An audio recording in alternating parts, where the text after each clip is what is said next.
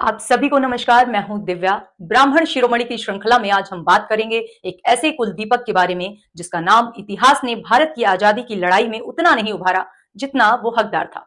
वो नाम है नारायण सुब्बाराव हार्दिकर।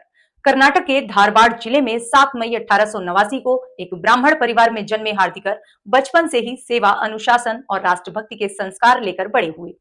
लोकमान्य तिलक के विचारों से प्रेरित होकर उन्होंने विद्यार्थी जीवन में ही आर्य बाल सभा बनाकर अंग्रेजी हुकूमत का विरोध शुरू कर दिया। 1913 में वे अमेरिका गए, मिशिगन यूनिवर्सिटी से पढ़ाई की और वहां लाला लाजपत राय के साथ इंडियन लीग ऑफ अमेरिका में काम किया।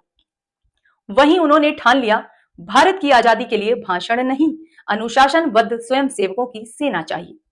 भारत लौटकर 1923 में नागपुर के ध्वज सत्याग्रह के बाद उन्होंने बनाया हिंदुस्तान सेवा दल, एक ऐसा संगठन जो राजनीति से ऊपर उठकर देश की सेवा के लिए समर्पित था। लेकिन जब संगठन बढ़ने लगा तो कांग्रेस का नेतृत्व असहज हो गया।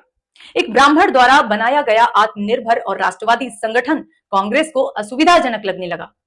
1931 में कांग्रेस कार्य समिति ने इसका नाम बदलकर कांग्रेस सेवा दल कर दिया। जिस संगठन का जन्म राष्ट्र सेवा के लिए हुआ था उसे कांग्रेस ने अपनी राजनीति की सेवा में झोंक दिया।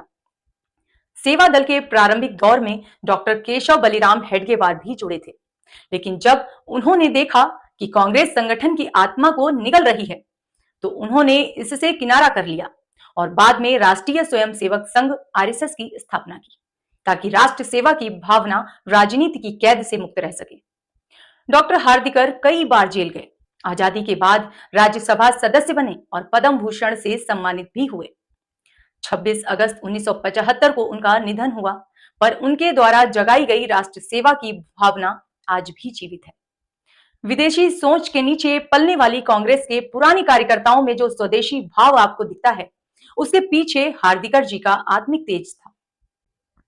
एक ब्राह्मण ने जो संगठन देश के लिए बनाया था, कांग्रेस ने उसे अपने लिए इस्तेमाल कर लिया और यही थी डॉक्टर नारायण सुब्बाराव हार्दिकर की सबसे बड़ी त्रासदी, पर साथ ही उनका सबसे बड़ा गौरव भी। तो फिर मिलेंगे जल्द ही ब्राह्मण कुल के किसी अन्य दीपक के साथ। तब तक आप स्वस्थ रहें, खूब खुश रहें। जय श्री राम, वंदे मातरम।